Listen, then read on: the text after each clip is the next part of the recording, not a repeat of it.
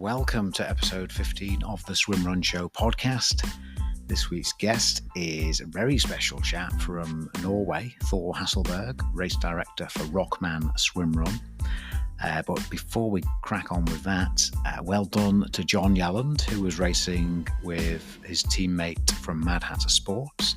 He told me he would come last in Troia in Swimrun Portugal, and he didn't. He was in the top 10. So well done, John. I knew you wouldn't come last, but yeah, even if you do, you're still doing it. What else is that? It was interesting. Actually, there's a few British in the solo. A few British athletes in the solo category over in Portugal, with James Johnson from Durham University, second in the longer distance, 25 point something kilometres. So well done, James. Good to see the British flag on the results there. That was a WeSwimrun Championships final as well. It's the WeSwimrun Championships Friendship Battle coming up. Google that if you've not seen it before. Just type Swimrun Battle, it'll come up. Other news, we've had a few kit questions this week with a few ones we've not heard for a while, actually. So yeah, we've got an update on kit and also some questions on Swimrun Liverpool, which will kick off the UK Swimrun season on the 18th of May. So places are filling fast. Get signed up before it sells out, and stick around for the end of the show for some questions related to that.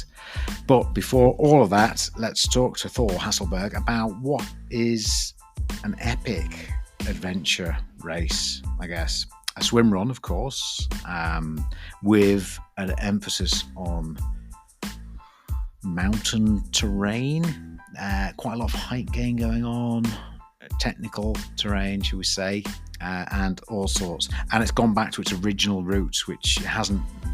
In 2014, it was the original route, and it went shorter then up until now. And 2024, the 10th anniversary year, it's going back to its roots. So that's cool. Here we go. Thor Hessleberg from Rockman Swimrun.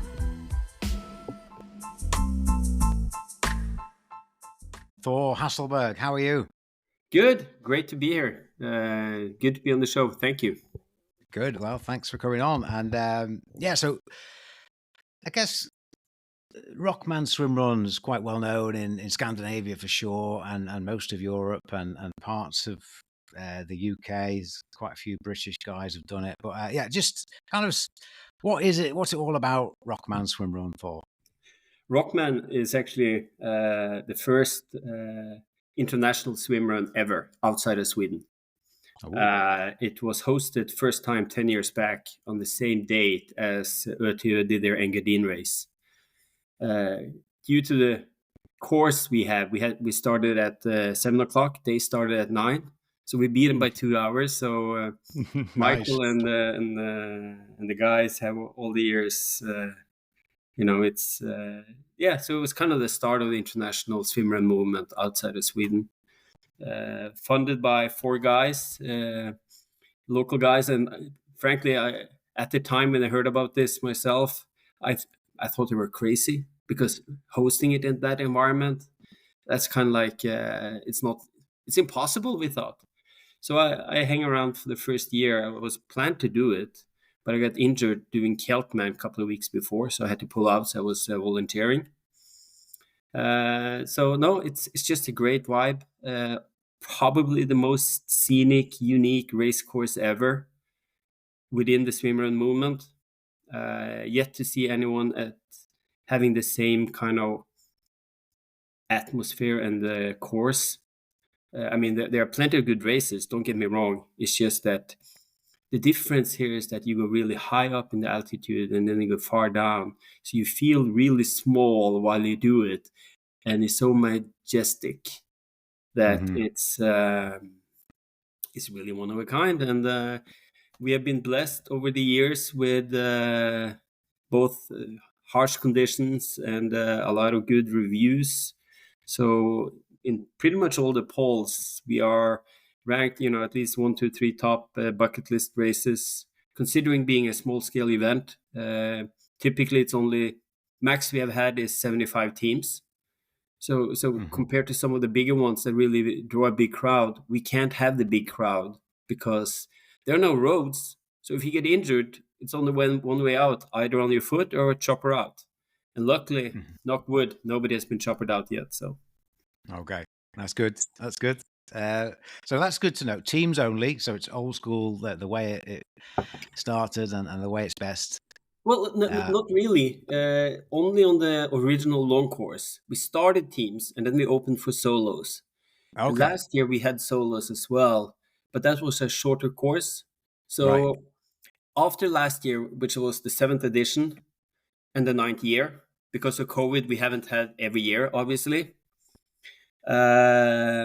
We had like a big sit down in the race crew committee, and Rockman himself just demanded that we took the original course back, which is deemed impossible. They did it really crazy back in 2014, first time. And I think the last finish was close to 20 hours. So it's kind of like an experiment this year by bringing back something was deemed impossible to see with the involvement in the swimrun community if it's really doable.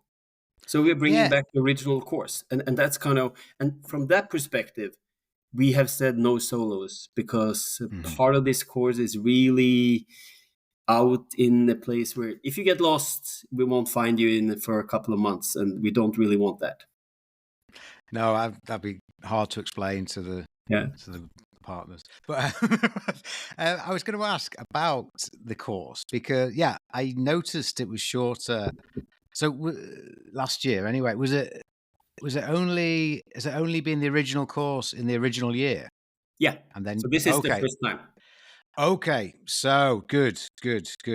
Right, I like the fact you brought the original course back. So, just to give an idea of the scope, guys, it's the thing that stands out for me is a 3,500 meter height gain.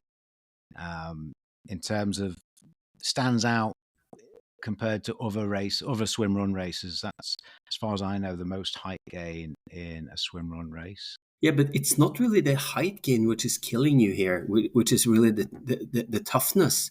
The toughness is that the trails is proper high class technical rugged trails. It's roots, rocks all over the place. It's called Rockman for a reason. Yeah. And we have had every year we have athletes coming up and saying that. So when can I start running? When's the trail starting? No, this is it. It really goes up and down. And we had on the course we had over the years, which has been the majority of the years, what's really has hurt people, or athletes, not hurt, but like from a racing perspective, that really drives people crazy is all of the downhill running, because people really focus so much about the climbs, and they kind of forget that you're going to run down these steep hills, and that's when you really kill your legs and quads. And then you go in the fjord and swim and get hypothermic to some extent, and then you go suddenly climb the 4,444 wooden staircase, which is, by the way, designed in a way that if you do double steps, you kind of burn your legs. If you do single, you burn your calves. So it's like you're doing if you do and damned if you don't. But it's just magical. Yeah. Yeah. It sounds great. I like the sound of it. So it's 45k total running and 6k total swimming. Is that right? Yeah, about that. It's issues because part of the swim course is in hydropower regulated waters, so we don't really know the distances, and some of those waters are a little bit shallow, so it could be like a couple 100-meter extra swim, and that we don't control. Okay. And also having it a month earlier than what we have had over the last couple of years, we know that it's going to be colder. So some of the swims we might need to abandon because of temperature and safety. I did it myself in 2017 when I took over the race, because I told the guys that if I'm going to take it over, I need to race it once, because as soon as you become the race director, there's no chance you're going to be able to do the race yourself. And I remember the first swim after the stairs, It's only a couple of 100 meters long, but it was 8 degrees. And you are like overheating after the stairs.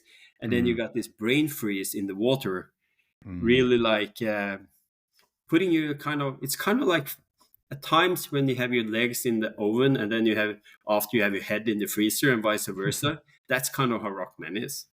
Okay. Yeah. Lovely. So sounds great. And in terms of so we're going back to the original course. So on that original day back in 2014, what was the percentage finish rate? Do you remember? What was it? I think everybody finished. It's just that they had to make some adoptions on the day. It was 14 teams that set out and 28 people, and they all finished.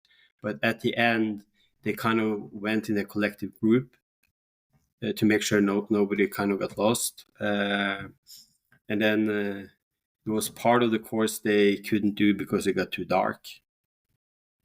And that was done on the 13th or 14th of July. So that's why we also bring it up a month, to kind of have it on the same date. Yeah. So we kind of give the athletes the possibility to really race it as it was meant to be. Because, frankly, Rockman was never meant to be easy. That's why we also bring back the original course. So it's going to be a challenge. And it's more an adventure. And a couple of years back, I saw in some of the videos that we had, I think it was a British athlete, I don't know the name. She was saying that, well, it's more a swim, run, hike. And for a lot of the athletes, I think that's what Rockman is all about. Okay. Yeah. Yeah, well, yeah, you're going up and down that kind of terrain. It's people talk about ultra running sometimes in the mountains. There's a lot of people are just walking because that's what's needed. Yeah, I mean it's a really long day out, and that's why we also have made some adoptions to the original rules, where we demand people to bring certain mandatory gear. One of those is actually a waterproof jacket with a hoodie and trousers.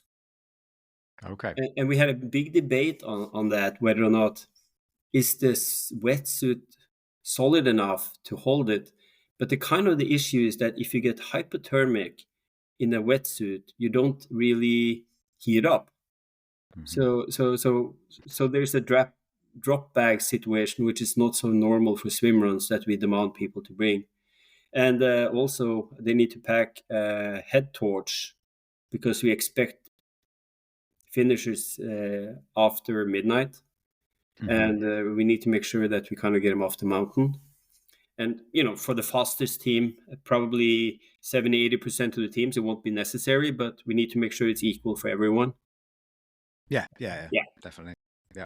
So no, it's I've done a lot of things in wetsuits over the years, not necessarily just swimming, but standing around in the wind in a wetsuit, you get really cold. So I think that's a good idea of the waterproof layer. It's like a windproof, because wetsuits are brilliant until you stood around in the wind. So waterproof is not good enough. I mean, windproof is not good enough. You need to be waterproof. Yeah. But waterproofs, exactly. Waterproofs are windproof. Like last year at the top of after the stairs, because then we had to reverse the course for the first time. So they started with the stairs. People had to run with the goggles because there was a sandstorm at the top, because the wind was gusting so heavily. Yeah. And now they're gonna, when they get to that point, they still have 20K to go at 1,000+ height meters up and down. So it's really going to be an adventure. Yeah. It sounds like some of the mountain races, for sure, with quite a bit of swimming. It sounds a little bit like a little known challenge in North Wales called the Puddle Buckley Round. Oh, really? Which is, yeah. Anyway, you could. I mean, we are getting questions from athletes. Is this necessary? Is this necessary? And then you get some of these ultra runners. They're saying that, yeah, you really need it. Like myself, I've done Keltman several times, and you know how quickly the weather can shift up there, that you really need that extra layer and don't go too weight weenie. Kind of that's my goal, because at that point in the race, it's all about safety, because you have to walk out, or like I said, there's a chopper ride if needed. That's kind of the only alternative, and if you have to wait for that, you really need to get that chill factor out of the way. Yeah, for sure. But this year we're probably going to get like 25 degrees sunshine and a beautiful day, and we have made all the precautions for the worst. But that's how it is. That's how it is. Yeah. So practicalities of so waterproof jacket, trousers, head torch. Are they carried throughout the whole race? No. We Okay. bring that halfway, so there's a drop bag, because that last section you also have it's close to 25K with a lot of climbing. So we want people to bring whatever they need for food. So it will be kind of ideal setup is your typical running vest, 8 to 10 liters, condensed packed with your food and the 2 water bottles. You bring that on, but you need to pack it in a waterproof way, because you are going to swim with it. But those swims are very short, so it's not really going to impact as much. But or you bring a backpack and you swim with it. That's how it is. Mm-hmm. Yeah. That's cool. I didn't know that. That's great that you've got that kind of halfway point. And from then on in, from that halfway drop bag pickup, they just stay with the bag the whole way to the finish then. Yeah, because at the original course, what they did halfway at that point, they dropped their wetsuits and went to become trail runners. That was how they did it originally. But we realize, with all the gear, being better, and frankly, with all the stuff we have to ship on the boats going in there, it's better that you have a drop bag situation, and then you kind of pick that up as you go. Make sure you eat properly. That's the last aid station we supply. So from there on, you're on your own. Cool. Like I said, it's never meant to be easy. No. Good. So you said you did Keltman, and I know I spoke to Stuart McInnes a few weeks back. And so how did that all start? How did your kind of adventure racing, I guess, start? Was it typically guy turning 40, sitting on the couch, wanted to be a good role model for my kids, who was at that time around 7, 8, 10. And then, we had this race in Norway called Norseman. I tried to get a slot, didn't get one. And then was this new race in Scotland that popped up. So I applied there, got a slot. At the time, I didn't have a bike. I couldn't run 5K, and I definitely couldn't swim. So I was probably the only one the first year I did it in 2013, smiling out of the water, smiling because I didn't drown. And after that, I kind of got hooked on it. So I'm returning now in a couple of weeks for my ninth edition. Would have been my 10th if it hadn't been for the COVID. And it's kind of a go back because it's that community vibe, which kind of brings me back. And that's kind of unique with this kind of a little bit off the grid races like Rockman and some of the other ones. It's that camaraderie, because you don't really compete against your peers. You compete against the elements, because it's about finishing. And frankly, if you finished in, I don't know, 15 and a half or 16, 15, who really cares? In 40 years, it's about getting yourself across the finish line that matters. Yeah. So, wow, that's quite so you couldn't really swim, you didn't have a bike, and you couldn't run much either, but obviously... I can tell you, end of April that year, my longest bike ride before I did Keltman was 120K once. And then, typical guy, this will be okay. I used a long time, but I had a great time out.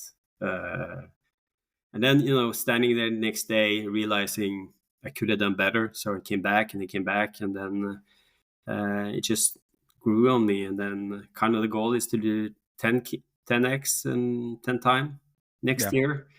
And then my kids are saying, yeah, but you got to keep on going, Dad, because if not, you'll end up on the couch becoming a fatty again. And they don't really want that. So we'll see. No. Yeah. Okay, so what have you got lined up this year then, Thor? Well, I'm doing Keltman middle of June, and then I got kind of like an extra slot at Swissman because they have the 10th year edition. So they announced that after the draw. So I was lucky getting pulled out of the hat for that one. That's going to be something I've never done. I never biked. Climbing and me doesn't really work well. So that's going to be a tough one for me.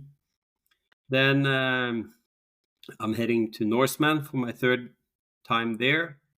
And then an athlete who is supposed to do Rockman, his partner got injured. So he asked me if I want to take up a world championship slot at Stockholm. I raced with him last year. And frankly, I had a terrible day out. So I was wondering, why does Jerome wants to race with me again? But we had fun, but I was really slow running. So hopefully I'll be able to complete that. And from mid-September to end of the year, I'm turning into running, going with my girlfriend to Copenhagen and New York for the big marathon there in November. So that's kind of 5 highlights this year. Yeah, some good big races there. Yeah, so it's going to be fun. Yeah, cool. So, but I have this philosophy that if you take the roster, let's say it's 100 people there, my goal is to become 51 because that means I'm best among the weakest. If you get that's kind of the mentality. Yep. I'm turning 52, so I'm not really out there to like compete for the better slots. I'm there for the fun and hanging out with the supporters and the volunteers and other athletes, struggling in the backpack. I would say 51 out of 100 would be a great result from where I'm standing, for sure. So yeah, good luck with that. And have you done Norseman before? Yes, I've done that twice. And then I got slot this year from this extra points system, the loyalty system. So I'll do that the third time. And the only reason why I'm doing that this year is because my daughter sent me a message a couple of, in the fall saying that I want to go to Gaustatoppen and you have to race this race. I told her, really? So I have to swim, bike, and do almost a marathon so you can get to Gaustatoppen. She said, yeah, go ahead, Dad. So that's how my life is. Yeah. Okay. Everything we do for our kids, huh? Yeah, this is it. I know. So just coming back to Rockman, something I organise a lot shorter races than Rockman, and constantly asked, which is understandable. Although we didn't used to, when I started swim running myself, we didn't really get any information about water temperature. I can remember, but it's a big topic for people. So, what kind of range, I guess, are you looking at in Rockman swim run on the water side of things? Well, one of the things the range typically it varies because remember this is a very dense mountains area. So you some of your swims will be at 800-900 the height meters. The fjord is 0 height meter typically, right? So what really determines the water temperature is the weather leading up to the event. If we have a lot of rain and the night temperature at 1,000 height meters is 5 degrees, that water, everything in the creeks that goes into the lakes before it goes in the fjord will chill it down. But if you have a great summer where you have like 25 degrees, the tropical summer type of thing, then suddenly those creeks get really hot. So it's really hard. So we have seen everything from in the small lakes, everything from 8 to 22 degrees type of, right? Okay, yeah. We had one year where we really were wondering, that was 2019, should we allow no wetsuits?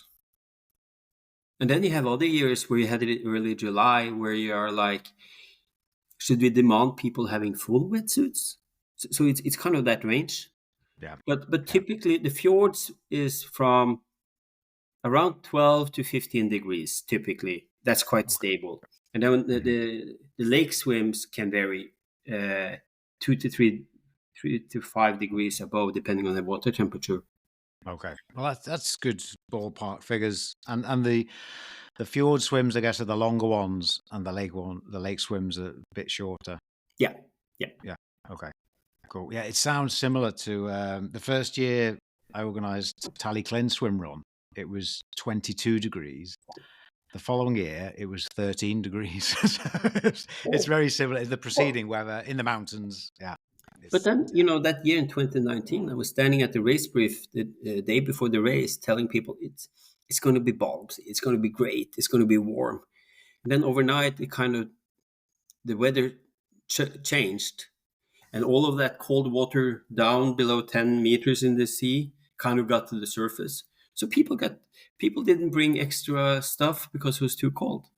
yeah. So it's Yeah. tough being a race director trying to answer all of these questions.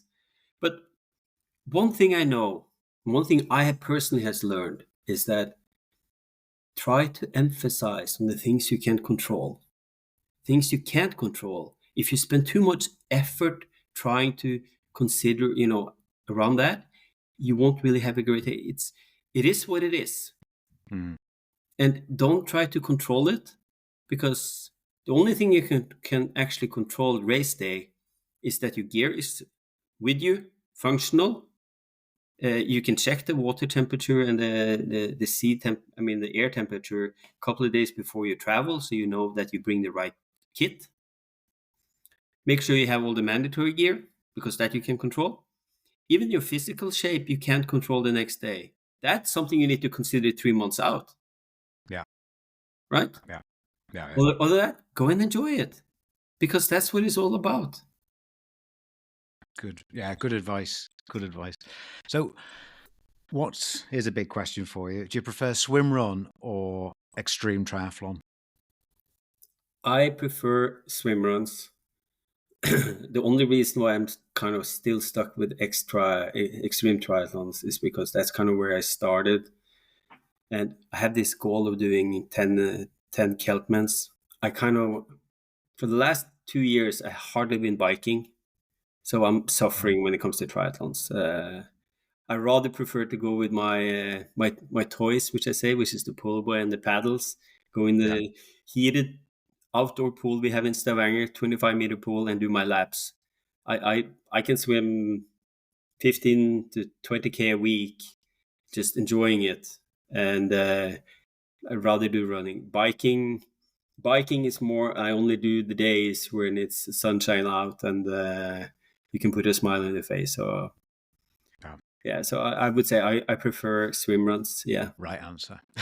So, um, so, so it's going to be quite exciting then this year, bringing the original course back. This Rockman guy is actually I believe he features on the. Is this like there is an actual Rockman, right? No comment. No, I'll leave it. I think obviously he doesn't really exist in that way, but he has kind of. There are some local legends of the fjord, which has taken which Rockman has been inspired by. But obviously, if you look at the videos, they're all small sequences. It's kind of like Star Wars, where you kind of jump back and forth in history. Um, so last year it was called The Journey Home, the story. Yeah. This year it's probably something like A Birth of a Legend. Hmm. Kind of like, since we were putting it back to the original course. And some of the guys that did it 10 years back, who hasn't been back to Rockman, is coming this year. So 5, 6 of those people coming back, which is great. Excellent. So it's going to be a good fun. Yeah. Yeah. Yeah. Yeah. So yeah, it would be something to look out for. I guess. It'd be interesting to see the fastest finisher this year, because, as you say, swim run has definitely got faster, hasn't it? The athletes, the gear. I mean, Uh, yeah. I mean, some of these athletes are just fabulous. Remember 10 years back when this sport kind of started the journey, right? It was wetsuits, which was meant for swimming. People were running in those. Like even Ötjö had this, a couple of years where they even had bikes at Urne, right? And so some people even did with this water dinghies type of things. So it's like it's kind of evolved, and looking at all the things that happened, where all the race specific training, swimrun specific training, combined with the new gear, the bigger pull buoys, the paddles in carbon.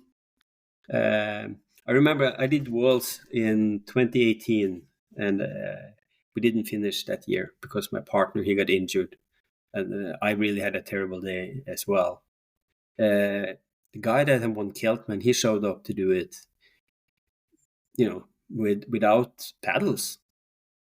Right. And if you show up without paddles in swimrun, it's gonna 10K or 6K without paddles. It's really gonna affect you. So it's all of these things that has evolved over the years, right? Yeah.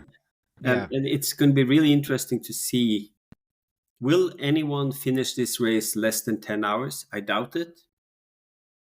Typically, what we have seen with the past course, the fastest, the finishing time at Rockman, which has been 40K or 42K with 6K swimming, has typically been equal to the finishing time at World Championship in Stockholm. And people have asked me, why is this? It's only 60% of the distance. It's like, it's the terrain, go figure. Yeah. Ötjö is a beautiful race with really running at the bed, or like in Stockholm with all the islands. It's really scenic, but here you kind of are 500-600 height meters, and then you look down at the fjord and say, am I going to cross over there? It kind of gets to you. And and the portion of the trail run is, we did another race in the same terrain where one of the best Norwegian trail runners showed up. It was half a marathon trail run, part of the Rockman course. And the guy came and said, yeah, I'm going to do this in 2 hours. And he missed it by 45 minutes, the target. Because it's really hard to run fast, because you have to look out every step. And that kind of slows you down. So it's come prepared for proper trail running and fun in the water. So yeah. Okay. And is there going to be any live coverage, or how's that looking? Well, we have tried. Remember, this is a national park. Mobile coverage is limited, and then you have, because of the shape of the fjord being, it's a V-shaped fjord. It's really steep, so you don't really have coverage. So coverage will probably be on Instagram reels or like stories type of thing, because it's we have tried the GPS systems with mobile. We had one supplier bringing it. They roamed onto the wrong mobile network, and then everybody at home were complaining because they couldn't follow their somebody's stuck in the middle of the fjord, what's going on, type of thing. So it's a challenge from that perspective. But the good thing about doing Rockman is you become a legend. There's a legend story to this. And what it comes back to is that the Nordic gods had their playground where they trained for battle above the fjord.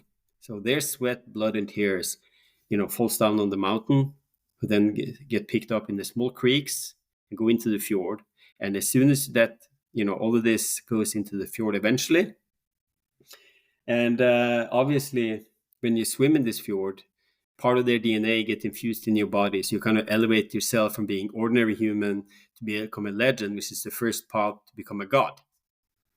Right. So that's why we call it Rockman Legend and not necessarily a finisher, because everyone that actually comes and do this part of this race is a legend, because you get that DNA from the gods infused in your body, which is a That's yeah.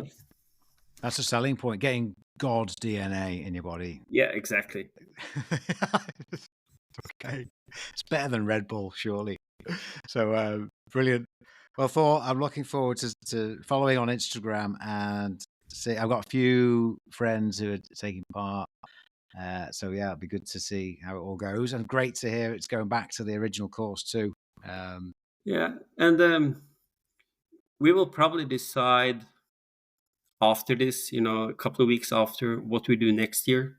Right. If we keep this format, or if we go back to what we have had for the last 7 years or so, when we did the little bit shorter. We haven't decided yet. We see overall the swimrun movement, things has evolved, and with all of the changes happening in the community over the last 2 years, I think the community, and there's enough athletes that actually want this proper challenge. It will be probably the toughest one-day swim run event ever, the second hosted since and it's something that I've heard many people say in the past, that you are not really a proper swim runner until you have done Rockman. So maybe we should keep it that way. Let's see. Yeah. Yeah. So okay, that sounded intriguing. But yeah, I guess you're not sure. 2025, you just got to review 2024. Yeah, before we decide for 2025. But that said, it's like a lot of people come to say, "Oh, I can't do this race because before I've done X, Y, and Z." And I would say, basically, pretty much everybody can compete. I mean, complete Rockman if you're able to swim. Let's say if you are, compared to triathlons, if you do a half an Ironman swim, all of the swims at Rockman is manageable in swimrun in general, because it's broken up. You don't do 6 or 10K or 8K, whatever, in one go. So you kind of break it up.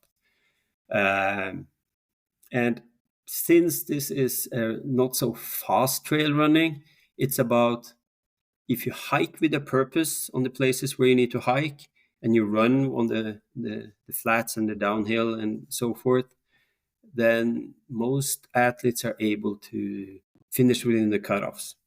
So it's not really like a race that is as demanding. I think probably it's harder to finish a world championship swimrun in Stockholm, because of the cutoffs, and that's more like a running event. And trust me, I know, because I'm not really a great runner. So, and that's the beauty with these races, because they all gives you different challenges. Yeah. So just on that, I've just sprung to mind. So because I've guided some mountain routes with similar sounding terrain, and has anyone with the drop bag situation? I suppose that's new actually, so it's probably not been done. But I could envisage the way you're describing it as walking poles being quite handy. Yeah, I would definitely recommend that. We even had one athlete that did walking poles for the entire race, Right. and actually drag it with him, and we and we didn't really realize that until we saw the photos the following taken of that. So, but I think putting that in your backpack, why not? Yeah.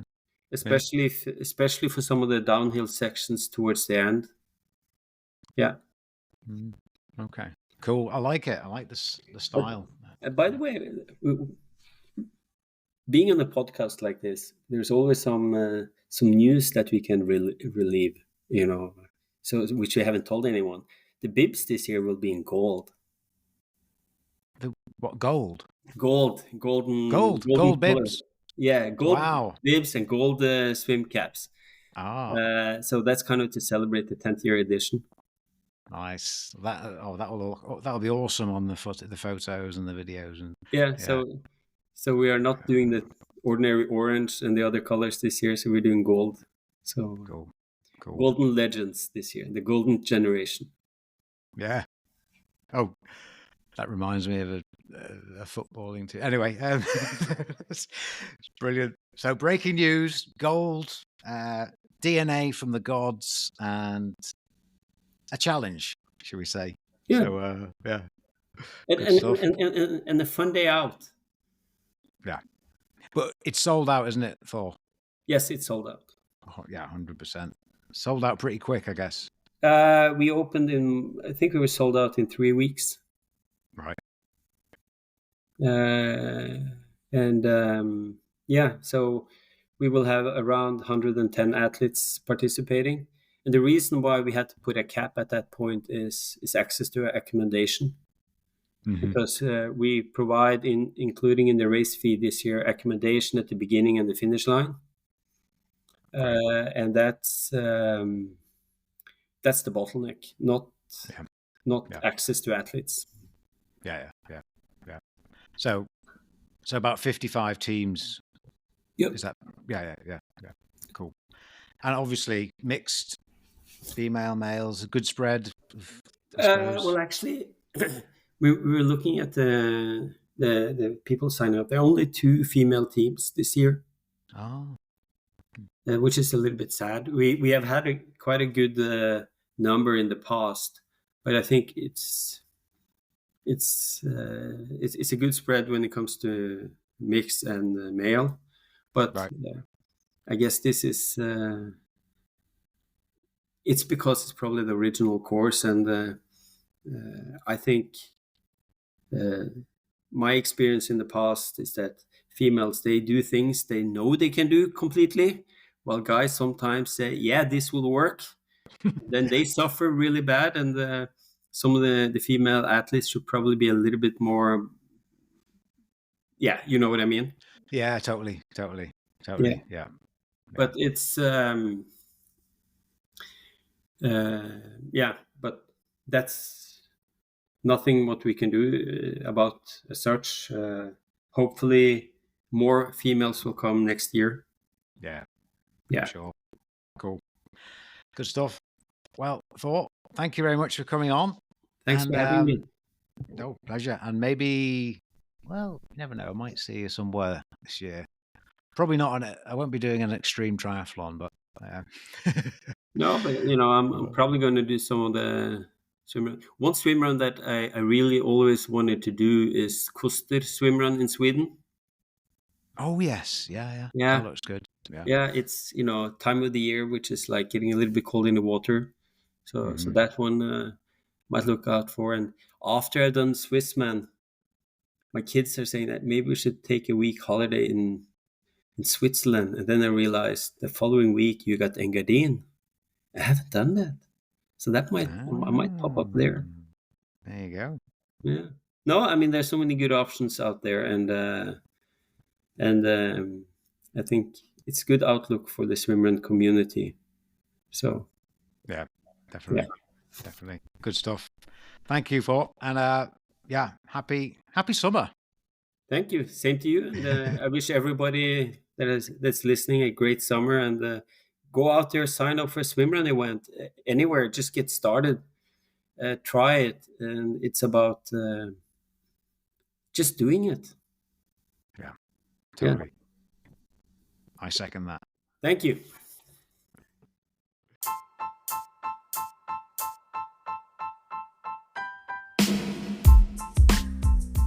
Okay, that's Rockman Swimrun. Now, moving on to shorter affairs, we've had a few questions about, well, first of all, one about blisters, which I've not heard for a while. One of the guys down at the Prince's Dock swim venue in Liverpool was watching Jan Rigby train for Swimrun Liverpool, and they said, well, don't you get blisters? swimming in your trainers, then going for a run and in and out, moisture and friction, you would have thought you'd get blisters, right? But no, not to date. I've never had a blister from Swimrun racing or training in 10 years or so of racing. So it doesn't seem to be a problem for me, and I've not heard of it being a problem for my friends or Swimrun partners, but I'm sure it does happen. I'm sure you can get blisters in Swimrun, but it doesn't seem to be an issue for me. So maybe it's not. I don't know why. You would have thought you would get blisters, but I don't know. I did actually write an article on this, what you were between your skin and your trainers, which is on WeSwimrun.org/articles. And it was published in the Outdoor Swimmer magazine as well.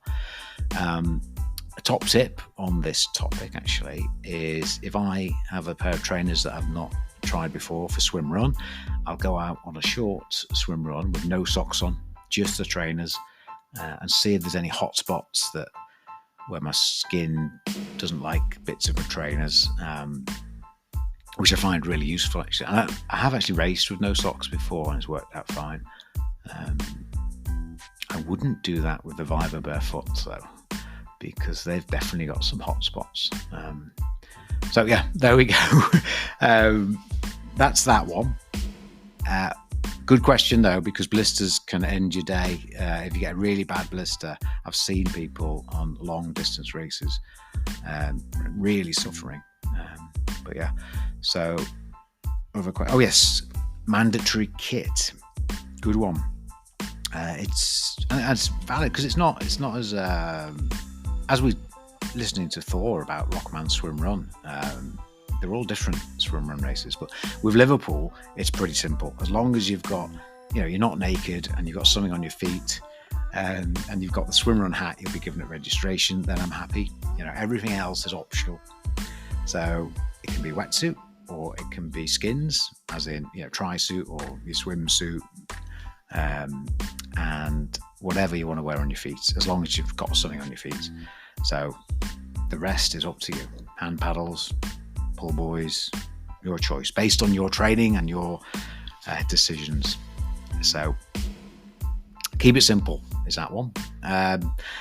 It is a good question, because I'm in the early days, you used to have a map and a compass. I remember Uto and Engadin and the early ones. That was part of your mandatory kit, and the map was given to you at registration, and it was basic. It wasn't a very detailed map at all, and if you got to a point where you had to get the map and compass out, I felt like you were going to have a bad day. But yeah, it's not; those aren't mandatory for the Otolo races anymore. I think it kind of phased out in 2018, was it? Something like that, maybe 2019. Some races you have to have this isn't Swimrun Liverpool, by the way, but some races you do have to have a compression bandage of some description. You definitely have to have that for the World Championship course. And there's I expect there'll be in the future some of the longer distance. I know with some of the ultra marathon distance running events, you have to have emergency rations, a certain amount of calories, 500 calories or whatever, which would be valid. And so yeah, that'll probably come into the longer stuff, like in Rockman Swimrun, where you're going to have waterproofs in your drop bag. I found that really interesting, actually. So yeah, great questions, guys. Thank you very much. Keep listening. Keep training. We've got a couple of workshops coming up if you need some confidence building or kit testing, transition training. We're all about all of that stuff. We've got one in Liverpool on the 11th of May, Saturday. That's fast approaching. And we've got another workshop in Wales, a full day one in Wales, which will cover teams as well, and towing and all that kind of team dynamics. So I think there might be one place left on both of those. But yeah, check it all out. Everything's on WeSwimrun.org. All of our races and links to all the other stuff. So yeah, have a good May and bank holiday weekend. And yeah, thanks for listening.